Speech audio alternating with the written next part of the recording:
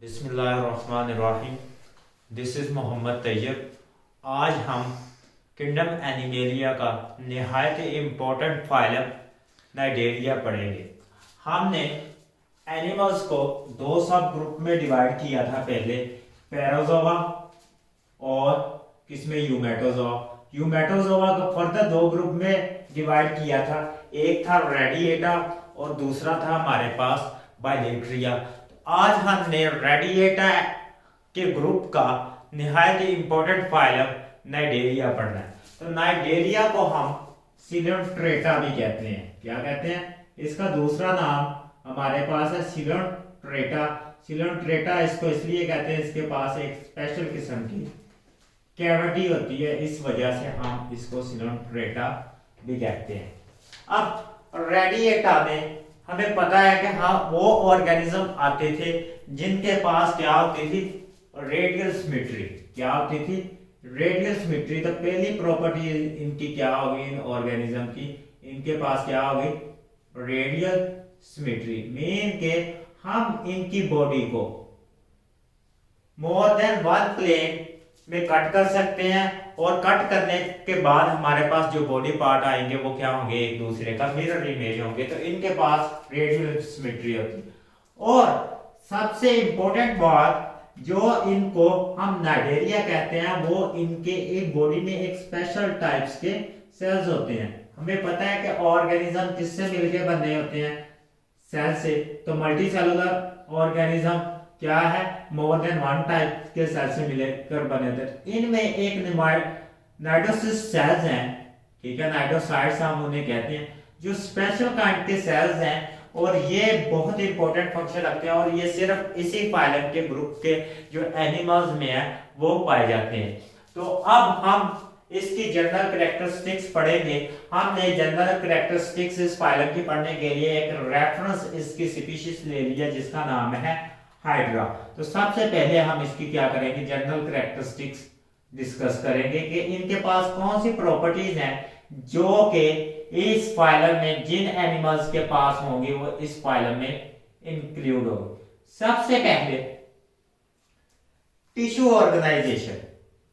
क्या?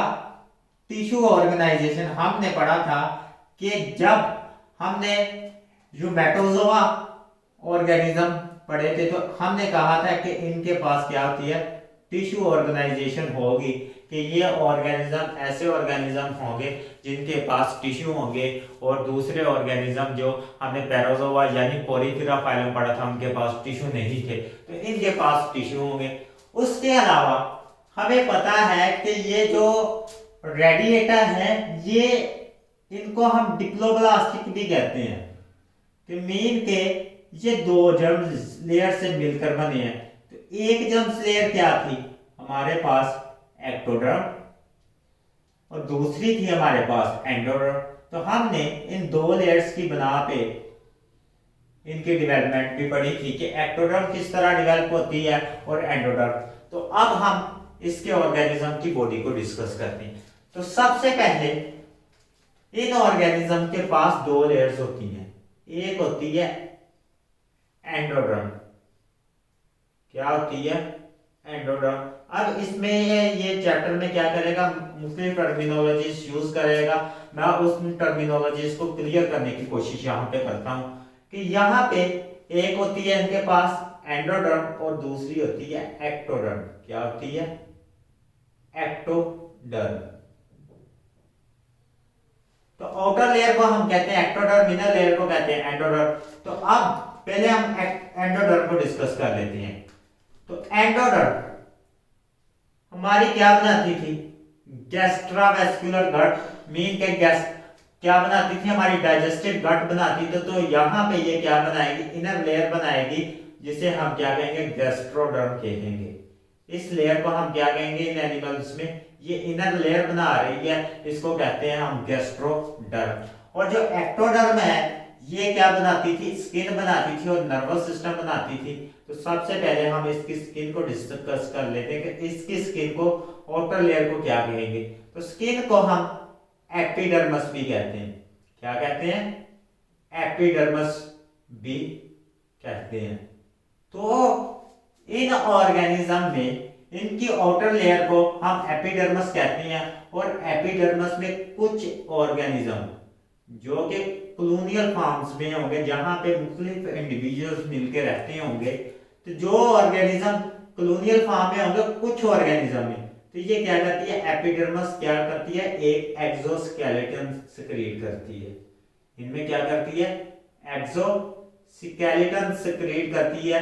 एक्सोस्केलेटन एक हम फाइल में पढ़ेंगे आर्थ्रोपोडा, उनके ऑर्गेनिज्म की प्रॉपर्टीज है कि वो एक्सोस्केलेटन सिक्रीट करते हैं, लेकिन इनके एक्सोस्केलेटन की कंपोजिशन डिफरेंट होती है। वो होती है कैल्शियम कार्बोनेट से बना होता है। अब ये कैल्शियम कार्बोनेट कहां से आता है, ये ऑर्गेनिज्म क्या करते हैं, वाटर से, लाइम वाटर से यानी कैल्शियम ऑक्साइड को फिल्टर करते हैं और क्या करते हैं, कैल्शियम कार्बोनेट बनाते हैं, और ये कौन से, एपिडर्मिस इनकी सिक्रीट करती है, एंडोडर्मिस गैस्ट्रोडर्म बनाती है।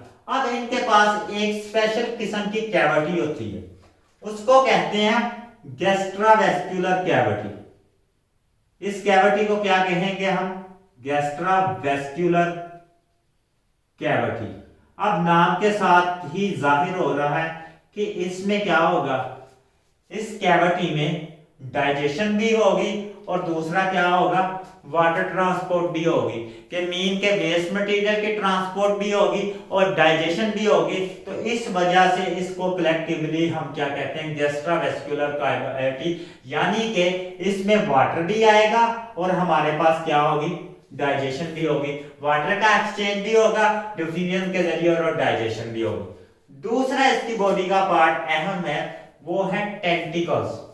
तो इनके पास क्या होते हैं, एक इंपॉर्टेंट शेप्स के क्या होते हैं, टेंटिकल्स होते हैं। अब टेंटिकल्स का क्या फंक्शन है, तो टेंटिकल्स अब बताएंगे कि इनका क्या फंक्शन है। इनके पास ये क्या है, प्रोजेक्शंस होती हैं, ठीक है, जो कि क्या करती हैं, टेंटिकल्स की तरह बिहेव करती हैं। अब इन प्रोजेक्शंस के बाद एपिडर्मिस के पास, ये एपिडर्मिस आउटर लेयर जिसे हमने एक्टोडर्म से डिराइव किया, इनके पास होते हैं स्पेशल काइंड के सेल्स, नेमेटोसाइट्स। क्या होते हैं, नेमेटोसाइट्स। तो नेमेटोसाइट का अब हम फंक्शन भी आगे बढ़ेंगे। नेमेटोसाइट्स हो गए, एक्टोडर्म का फंक्शन हो गया। अब एक्टोडर्म और मेसोडर्म के दरमियान एक फ्लूइड होता है। एक्टोडर्म और मेसोडर्म के दरमियान एक फ्लूइड होता है, हमने पढ़ा था डिप्लोब्लास्टिक एनिमल्स में, वो फ्लूइड क्या होता है, मेसोग्लिया। अब मेसोग्लिया क्या करता था, सपोर्ट प्रोवाइड करता था। तो ये इसकी जो है बेसिक कैरेक्टरिस्टिक्स हो गई हैं कि ये एंडोडर्म होती है और एक्टोडर्म होती है, ठीक है। एक्टोडर्म क्या करती है, एपिडर्मिस भी बनाती है, और एपिडर्मिस पे क्या होते हैं, नेमेटोसिस्ट होते हैं। उसके बाद एक्टोडर्म का हमने एक और फंक्शन पढ़ा था कि ये नर्वस सिस्टम बनाती है। तो इनमें जो नर्वस सिस्टम होता है वो डिफ्यूज नर्वस सिस्टम होता है, डिफ्यूज नर्वस सिस्टम होता है। तो NS मैं लिखने लगा, ठीक है। डिफ्यूज नर्वस सिस्टम का मतलब ये है कि इनके पास एक सेल ये होगा न्यूरॉन का, बॉडी पे न्यूरॉन के सेल्स इस तरह फैले होंगे। एक्टोडर्म में ये न्यूरॉन के सेल इस तरह फैले होंगे और आपस में क्या होंगे, उनके कनेक्शंस होंगे, आपस में क्या होंगे, कनेक्शंस होंगे इस तरह, ठीक। और जब भी कोई प्रे इन टेंटिकल्स के पास आएगा तो ये क्या करेंगे, सेंसरी बिहेव करेंगे और डिटेक्ट करेंगे और क्या करेंगे, नेमेटोसिस्ट को कहेंगे कि अपना फंक्शन परफॉर्म करें। दूसरी प्रॉपर्टीज हमने ये पढ़ ली कि इनके पास 3 लेयर्स होती हैं। अब हम इन 3 लेयर को थोड़ा सा ब्रीफली डिस्क्राइब कर लेते हैं कि ये 3 लेयर्स और नेमेटोसिस्ट होते क्या हैं।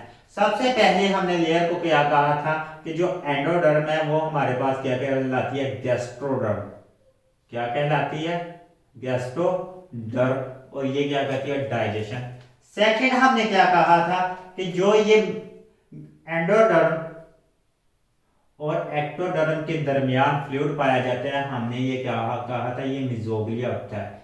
मोस्टली स्पीशीज में ये क्या होता है, नॉन सेलुलर होता है, लेकिन कुछ स्पीशीज में ये सेलुलर भी होता है, पैरेन्काइमा सेल यानी मेसेंकाइमा सेल्स इनमें मौजूद होते हैं। उसके अलावा ये आउटर था, हमने इसको क्या कहा था, ये वाली लेयर को कहा था हमने एपिडर्मिस। ये थी एपिडर्मिस आउटर लेयर को। अब एपिडर्मिस में हमने कहा कि nucleoside cells specialise cell rise करते हैं, जिसे हम क्या कहते हैं, नेमेटोसिस्ट कहते हैं। तो ये वाले सेल्स क्या थे, हमारे पास नेमेटोसिस्ट थे, हमारे ये वाले सेल्स नेमेटोसिस्ट थे।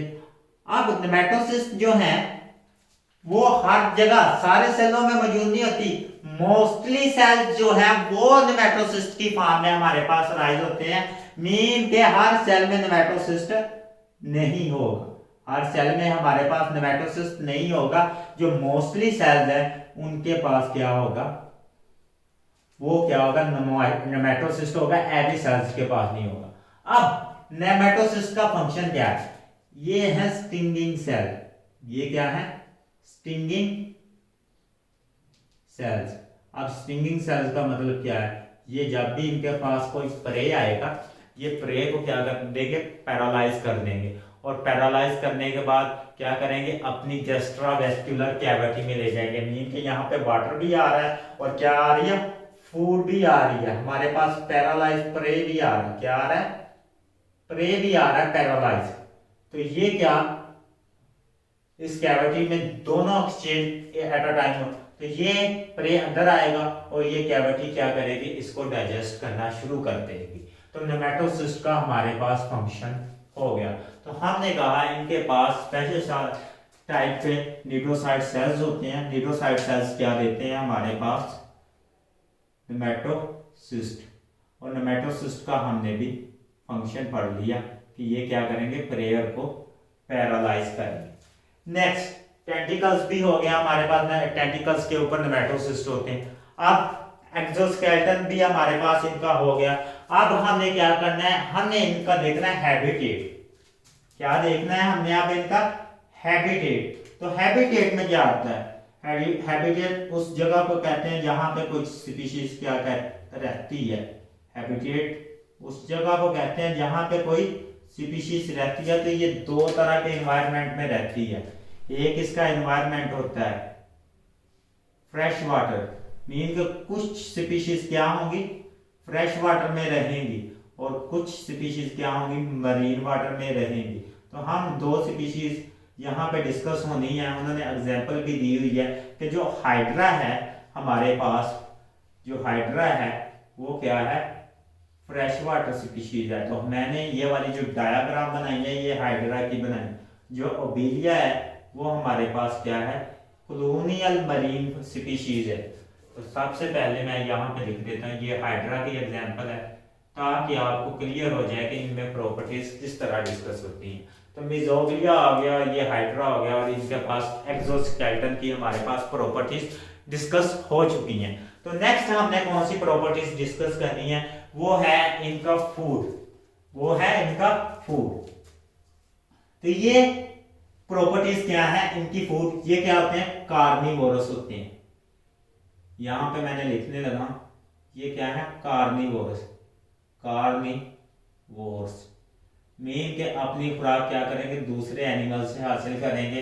इनके पास कोई क्रस्टेशियन आएगा, कोई फिश आएगी, उसको पैरालाइज करेंगे और हमारे क्या करेंगे, अपनी खुराक उससे हासिल कर लेंगे।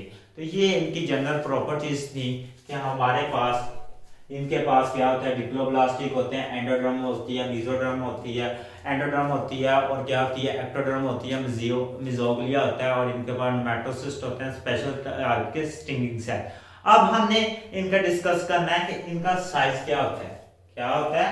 दूसरा हमने इनका डिस्कस करना है कि साइज क्या है इनका, इन ऑर्गेनिज्म का साइज क्या होता है। तो ये साइज क्या होता है, इनका साइज माइक्रोस्कोपिक भी होता है, मीन के माइक्रोस्कोपिक ऑर्गेनिज्म भी होते हैं, माइक्रो, और क्या होते हैं, 1 या 2, ठीक है, मिलीमीटर लेंथ तक के भी ऑर्गेनिज्म होते हैं, जिनमें हमारे पास माइक्रोस्कोपिक में आ जाते हैं हाइड्रा, ठीक, और जो बड़े हैं वो हाइड्रोजोन्स, हाइड्रोजोन्स।